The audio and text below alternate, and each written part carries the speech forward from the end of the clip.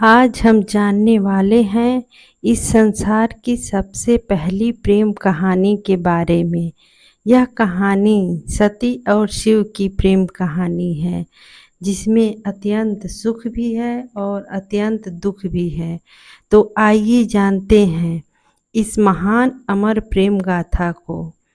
यह उस समय की बात है जब ब्रह्मा जी ने अपने मानस पुत्रों की रचना किए। उनमें से एक थे प्रजापति दक्ष, जो कि बहुत ही बुद्धिमान और अहंकारी थे।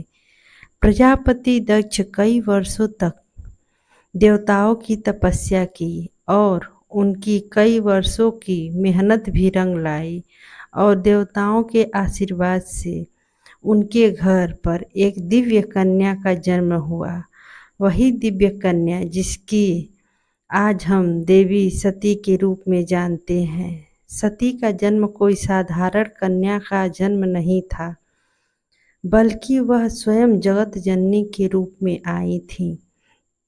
लेकिन दक्ष इस बात से अनजान थे कि हमारी पुत्री स्वयं जगत जननी की अवतार है। महाराजा दक्ष को अपनी पुत्री सती पर बहुत गर्व था। वह अपनी पुत्री सती का विवाह ऐसे राजकुमार से करना चाहते थे जो राजकुमार वैभवशाली हो।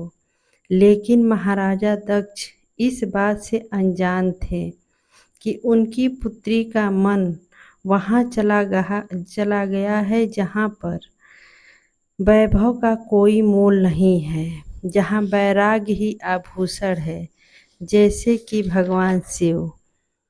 देवी सती बचपन से ही सबसे अलग स्वभाव की थीं। सभी कन्याओं की भांति न तो उनको श्रृंगार करना पसंद था, न ही राजकुमारी की तरह रहना। उनको राजर्षि भव्यता एकदम पसंद नहीं थी। माता सती जब शिव की गाथा सुनती थी, तब उनका मन शिव की तरफ झुकता जाता था। वही शिव जो सर्पों को अपना श्रृंगार बनाते, शमशान की भस्म से नहाते, ये सब अन्य कन्याओं के लिए भयभीत करने वाला कारण था। लेकिन सती के लिए यही शिव उनके मन में बस चुके थे। धीरे धीरे यह आकर्षण भक्ति में बदला, और यही भक्ति कब प्रेम में बदल गया, सती को पता भी नहीं चला। देवी सती का अब एक ही लक्ष्य बन चुका था। वह शिव को अपने पति के रूप में पाना चाहती थी, जो कि यह मार्ग इतना आसान नहीं था। जब यह बात महाराजा दक्ष को पता चली, वह बहुत ज़्यादा क्रोधित हो उठे, क्योंकि दक्ष के नज़र में भगवान शिव एक शमशान में रहने वाले योगी थे। महाराजा दक्ष ने सती को बहुत समझाया, वह शिव को नहीं बल्कि एक राजर्षि वैभवशाली पर को चुने। लेकिन सती यह संकल्प कर चुकी थी कि वह अपना वर के रूप में शिव को ही स्वीकार करेंगी, और इसी लक्ष्य के लिए सती ने अन्न जल त्याग कर कठोर तपस्या में जुट गई, और उनका एकमात्र उद्देश्य था किसी न किसी तरह से भगवान शिव को प्राप्त करना। और देवी सती की तपस्या से तीनों लोग प्रभावित हुआ। अंत में भगवान शिव ने सती के इस भक्ति को स्वीकार करने का निर्णय लिया। हम आपको बता दें, यह तो आगे होने वाली कहानी है। अभी तो अहंकारी राजा दक्ष और देवी सती की कहानी की बारी है। आइए सुनते हैं इनकी कहानी को। राजा दक्ष सती को बहुत प्रेम करते थे और चाहते थे कि सती का विवाह ऐसे देवता या राजा से हो जो धन्य धान्य से परिपूर्ण हो, वैभवशाली हो। वहीं दूसरी तरफ सती के रोम रोम में शिव बसते थे। सती शिव के अलावा किसी दूसरे पुरुष के बारे में सोचती तक नहीं थी। यही बात राजा दक्ष को अंदर ही अंदर खाए जा रही थी। लेकिन इस बात का कोई असर सती पर नहीं पड़ता था, क्योंकि सती का एकमात्र उद्देश्य था भगवान शिव की प्राप्ति।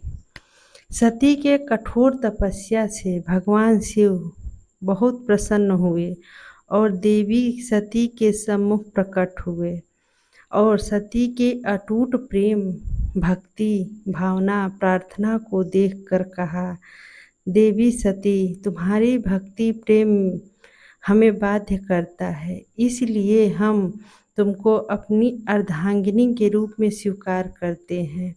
यह वचन सुनकर देवी सती का खुशी का ठिकाना ही नहीं रहा, क्योंकि वह जिसे पाना चाहती थी आज वह उनके सम्मुख खड़े हैं और वह दिन भी आ गया जिस दिन का देवी सती को वर्षों से इंतजार था, अपने विवाह का। जी हाँ, इनका विवाह स्वयं ब्रह्मा जी ने मंत्र पढ़कर, विष्णु जी ने कन्यादान करके किया।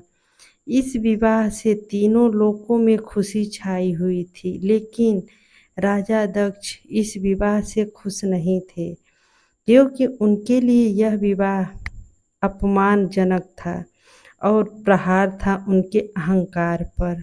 बस यहीं से शुरू हुआ राजा दक्ष का प्रहार। उधर कैलाश की गोद में भगवान शिव और सती वैवाहिक जीवन प्रेम पूर्वक व्यतीत कर रहे थे।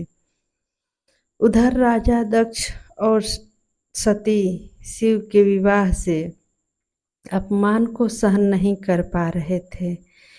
यह विवाह उनके लिए एक चुनौती थी और यहीं से शुरू होता है अग्नि कथा का बीज, जो आगे चलकर सब कुछ जलाकर खाक कर देता है।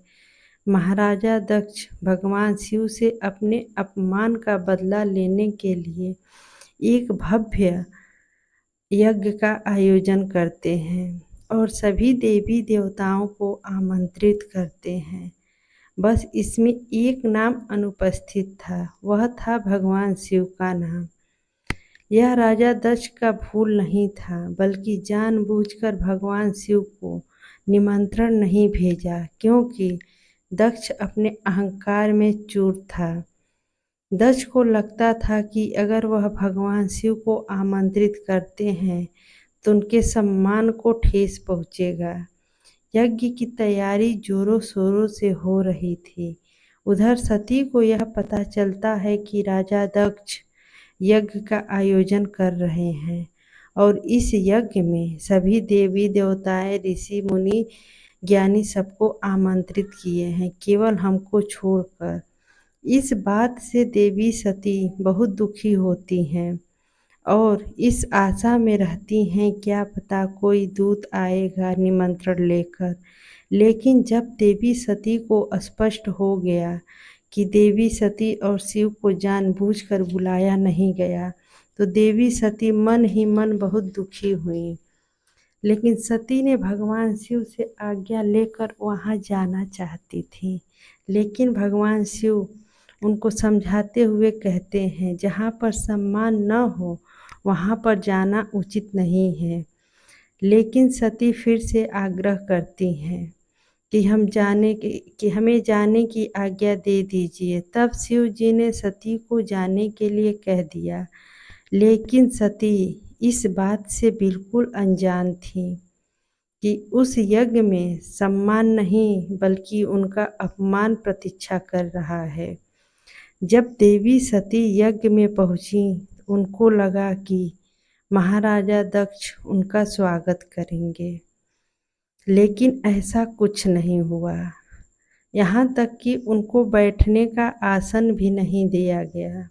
इस पर देवी सती ने अपने पिता से दुखी स्वर में बोली, पिताजी, क्या आप नहीं चाहते हैं कि आपकी पुत्री इस पावन यज्ञ में सम्मिलित हो? तब राजा दक्ष क्रोधित होकर बोले, जिस दिन तुम उस शमशान में रहने वाले शिव से विवाह किया, तभी से तुम मेरी पुत्री नहीं रही।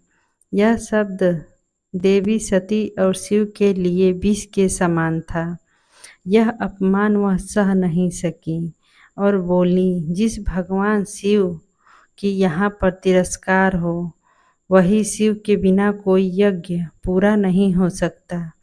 और देवी सती कहती हैं, जिस शरीर ने हमारे शिव का अपमान सुना है वह शरीर अब जीवित नहीं रह सकता।